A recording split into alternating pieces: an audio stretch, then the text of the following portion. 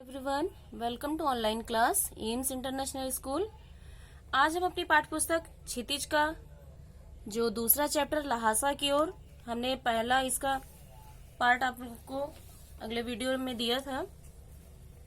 तो आज हम इसी चैप्टर का आगे की स्टोरी का हम सारांश आपको बताना चाहेंगे कि जैसा कि आपने जाना था कि लेखक ने अपनी प्रथम तिब्बत यात्रा का जो एक अंश प्रस्तुत किया है। तो क्या होता है कि लेखक गलती से दूसरे रास्ते पर चला जाता है और वह रास्ते पर भटक जाता है। यहाँ तक हमने आपको बताया था। आगे की कहानी में क्या होता है कि लेखक जिस रास्ते पर जाता है, पूछने पर पता चलता है कि वह रास्ता उचित नहीं है।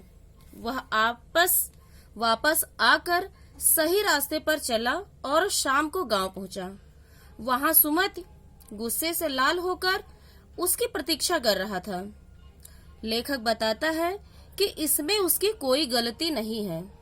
तब सुमति का क्रोध शीघ्र ही शांत हो जाता है। लंकोर में वह अच्छी जगह पर ठहरे थे। वहां उन्हें चाय, तंबाकू और थुक्का नामक तरल पदार्थ खाने को मिला। लेखक बताता है कि वे एक ऐसे स्थान की ओर गए जो पहाड़ों से घिरे टापू की तरह लग रहा था। मैदान से पहाड़ी दिखाई दे रही थी। इस पहाड़ी को तिरड़ी समाधि गिरी कहते हैं। गांवों में सुमति के बहुत अधिक यजमान थे और वे अपने यजमानों के पास जाना चाहते थे।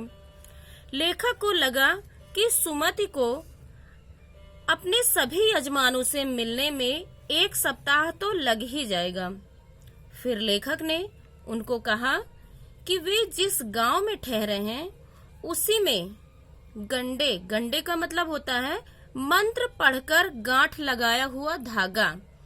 जैसे कि जो पंडित लोग मंत्र पढ़ करके और एक कपड़े के पोटली में कुछ रख करके धागा बना करके उसको बांधा जाता है, दिया जाता है, उसी को गंडे कहा जाता है। यहाँ पर बाटे आसपास के गांव में न जाएं और ल्हासा पहुंचने पर लेखक उन्हें रुपए दे देगा। सुमति मान गया। अगले दिन उन्हें कोई भारवाहक नहीं मिला। उन्हें तेज धूप में चलना पड़ा। वहां की धूप भी अजीब थी। उनका माथा धूप से जल रहा था और पीछे कंधा ठंडा पड़ा था। वे सामान पीठ पर लाद कर चल पड़े। वे सुमति के साथ शेखर विहार की ओर चल दिए। तिब्बत कई जागीरों में बटी हुई है। इनका ज्यादातर हिस्सा मठों में सम्मिलित है। जागीरदार खुद ही खेती करते हैं। एक भिक्षु उनके इंतजाम को देखता था और वह जागीर के आदमियों के लिए राजा से कम नहीं थे। शेखर का मुखिया भद्र का मतलब होता है महापुरुष या सज्जन था। वे लेखक से बड़े प्रेम से मिले। वहां एक मंदिर में गए जहां बुद्ध वचन अनुवाद की हस्तलिखित 103 पोथियां रखी हुई थी। लेखक का आसन भी वहीं लगाया गया। वे मोटे कागजों पर लिखी हुई थी।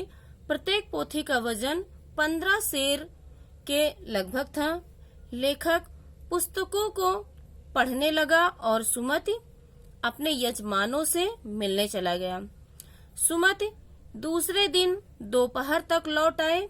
फिर उन्होंने अपना अपना सामान उठाया और भिक्षु को नम्रता से विदाई लेकर चल पड़े। इस प्रकार लेखक की तिब्बत यात्रा सफल हुई। तो बच्चों, हमारा ये चैप्टर कंप्लीट हुआ ल्हासा की ओर। तो आप लोगों को जैसा हमने बताया था कि आप लोग चैप्टर 1 के सभी क्वेश्चन आंसर को आपको कॉपी में लिखना है और याद करना है। और आपको यदि कोई भी चीज समझ में नहीं आ रही है तो कमेंट करके पूछ सकते हैं। और वीडियो को लाइक करिए, चैनल को सब्सक्राइब करिए और अपने फ्रेंड को शेयर करिए। Thanks for watching my video.